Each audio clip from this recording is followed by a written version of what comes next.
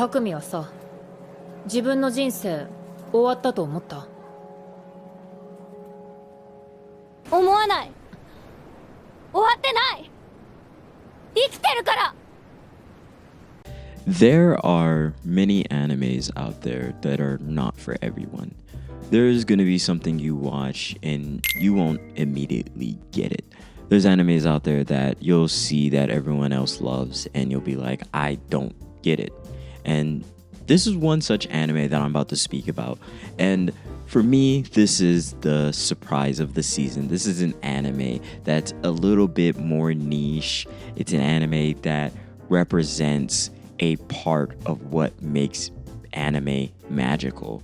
And The Journal with Which is one such anime that I know 15-year-old me would not have understood. Now that I'm sitting 28 and have experienced pieces of this very story that I'm watching, this anime hits so vastly different. But besides that, it was an incredible story about another person walking through the storm with another. 程度にも思い入れることができない。でも、あなたは15歳の子供はこんな醜悪な場にふさわしくはない。あなたはもっと美しいものを受けるに値する。Be a bit of a more emotional video, or I'll try to be. This anime was the surprise of the season. It was the anime that caught my attention off episode 1 and shocked me how every single episode got better with time. I'm going to put the information up on the screen. I wanted to take my time talking about this because, one, this story is similar to my own, except I'm in the United States and it happened to me about 3 years ago, you know? The story has us following a young lady who is 15, about 15 in this story, and she loses both of her parents and is hereby adopted by her somewhat estranged aunt. After losing both of her parents, the aunt offers something that all of the other family members cannot, and that is a space for this young girl to experience her feelings and not be shunned because of it.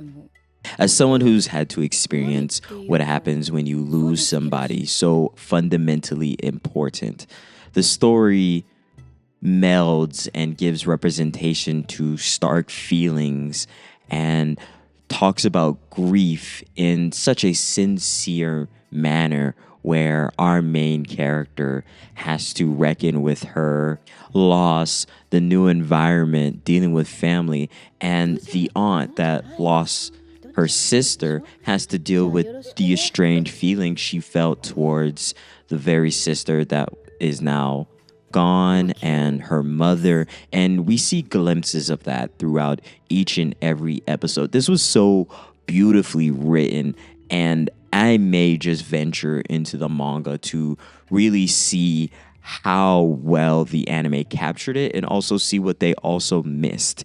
Because if you ever go from manga to anime or anime to manga, there's things mixed up within the two mediums that are brought in or taken away. It's just a heads or tails of what's going to happen within the story, and for the most part you should just appreciate it for what it is and what the stories are trying to be. And Journal with the Witch is something that feels so standalone that the original source material has to have so much depth and incredible means of talking about such a complex topic and situation.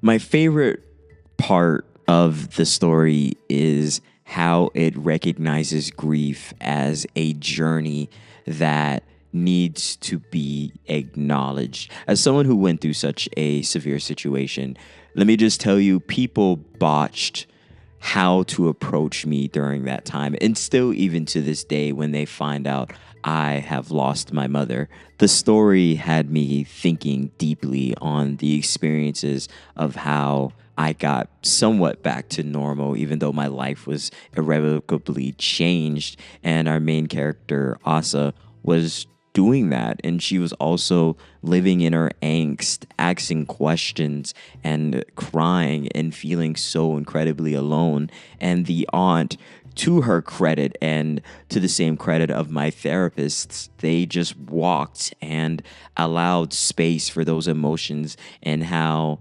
Asa decided to deal with those emotions, how she looked at life, and how she reacted to all the things that were going on. And it became a cute and endearing story of two people dealing with grief in different ways, along with acknowledging their feelings and giving each other privacy to exist in that moment. That's why such a simplistic story about a human experience that I hope so many other people don't have to experience, because I lost my mother at 25. I hope so many others don't have to experience that same thing. But I also attended group therapy, and I watched how I wasn't alone. やだ、なりたい自分になりたいの。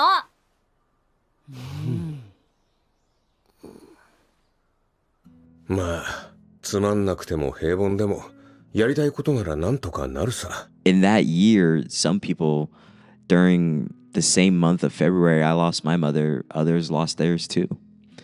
The story continues to be a case in point of that transition of young people and how Asa feels othered, and the aunt is a slob writer who does whatever she does, lives on boxed meals and barely cooks, and how she has to change and become a different person, and also reckon with the life that she has chosen for herself that Asa's mother didn't really agree with, or her own mother didn't even agree with.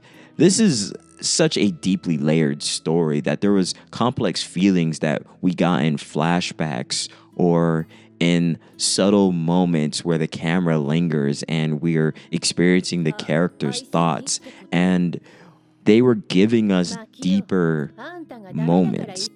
The anime was so incredibly profound as it showcased how characters reckoned with the loss of a person that you may not have liked, or the loss of a person that was very complex and different, and the mementos and the memories, and how oftentimes we're confused on who that person is now that they have died and now that they have been left to our memories. The story gave me a lot of flashbacks to my own struggles, and man, was it such a heartbreaking story to watch. And it was so surprising because I don't see a lot of media that is able to display characters that feel like real people so sincerely, and Journalwood Witch is a 5 out of 5. If you have experienced some of these things, or you've been around people that have experienced some of these things, and you've given them the space to talk and express how they feel about loss and grief, let me just tell you, these stories mean something to us, and it helps build us up to be better, and it also gives us the gift of what our love brought to us when grief was entered into the equation. I just wanted to say that this was the surprise of the season, and I love this anime so sincerely for what it was. It was something that I probably needed to watch at that time, and seeing myself in a story like this. I know a lot of people are not going to get it, but this is what anime means to me. It shows me the importance of great storytelling and how it can communicate and make me feel better. So I just wanted to tell you all that. If you've never watched this anime, this is an anime worth your time. If you missed it,